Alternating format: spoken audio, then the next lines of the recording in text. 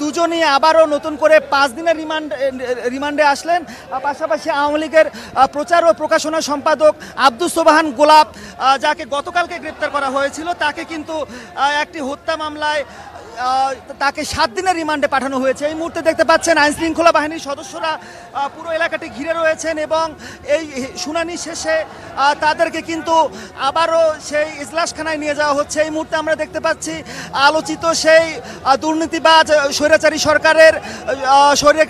সরকারের প্রচার ও প্রকাশনা সম্পাদক আব্দুস সোবহান গোলাপ, তাকে নেওয়া হলো এবং তার পেছনেই কিন্তু আমরা দেখলাম যে দুর্নীতির দায়ে এবং হচ্ছে যে ব্যাপকভাবে আলোচিত সাংবাদিক দম্পতি ফারজানা রূপা এবং শাকিল আহমেদ, তাদেরকেও কিন্তু আদালতে তোলা হলো। শাকিল আহমেদ এবং ফারজানা রূপা 5 দিন আগে তারা কিন্তু টার্কিশ এয়ারলাইন্সের একটি উড়োজাহাজে ইস্তাম্বুল হয়ে ফ্রান্সের উদ্দেশ্যে রওনা দেবার জন্য কিন্তু তারা এয়ারপোর্টে গিয়েছিলেন। সেখান থেকেই তাদেরকে গ্রেপ্তার করা হয় এবং যে আরেকজন আব্দুস সোবহান গোলাপ যিনি, তাকে কিন্তু নাখালপাড়া থেকে গ্রেপ্তার করা হয়েছিল গতকালকে। আমরা এই মুহূর্তে দেখতে পাচ্ছি দুই পক্ষের আইনজীবী কিন্তু এখানে উপস্থিত হয়েছেন এবং তারা কিন্তু যে আইনগত পদক্ষেপগুলো নেওয়া হয়েছে সেই বিষয়গুলো নিয়ে কিন্তু আমাদেরকে জানাবেন এবং আসামি যারা তাদেরকে নিয়ে যাওয়া হচ্ছে। আরএফএল কিচেন সিঙ্ক, স্বাস্থ্যকর কিচেনের চিরস্থায়ী সমাধান। আওয়ামী লীগের প্রচার ও প্রকাশনা সম্পাদক আব্দুস সোবহান গোলাপ, তাকে কিন্তু আদালতে তোলা হচ্ছে।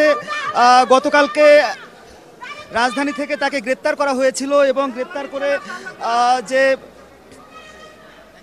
থানা হেফাজতে রাখা হয়েছিল এবং এই মুহূর্তে কিন্তু আমরা দেখতে পাচ্ছি যে তাকে আদালতে তোলা হয়েছে এবং নাখালপাড়া থেকে গ্রেপ্তার করা হয়েছিল তাকে। মাদারীপুর 3 আসন থেকে 2018 সালে তিনি সংসদ সদস্য নির্বাচিত হন এবং 2016 সালে আওয়ামী লীগের দপ্তর সম্পাদকের দায়িত্ব পান। পরবর্তীতে প্রচার ও প্রকাশনা সম্পাদকের দায়িত্ব পান তিনি এবং দেখতে পাচ্ছেন কিন্তু এই মুহূর্তে পুরো আদালত প্রাঙ্গণ আইন শৃঙ্খলা বাহিনী এবং সেনাবাহিনীর সদস্যরা কিন্তু এখানে ঘিরে রেখেছেন এবং নিশ্চিদ্র নিরাপত্তার মাধ্যমে কিন্তু আসামিদেরকে আদালতে তোলা হচ্ছে। যে বিষয়টা আমি বলছিলাম, আজকে 3 জন আসামিকে তোলা হবে। এই মুহূর্তে আব্দুস সোবহান গোলাপ, তাকে আদালতে তোলা হলো। এর পরপরই কিন্তু আদালতে নেওয়া হবে আলোচিত সাংবাদিক ফারজানা রূপা এবং শাকিল আহমেদ দম্পতি।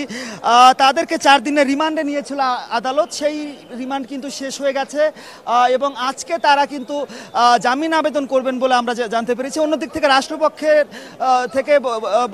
রাষ্ট্রপক্ষ বলছে যে তাদেরকে অন্য মামলায় শোন অ্যারেস্ট দেখানো হবে এবং সেই আবেদন করা হবে যাতে তাকে নতুন করে রিমান্ডে নেওয়া হয়।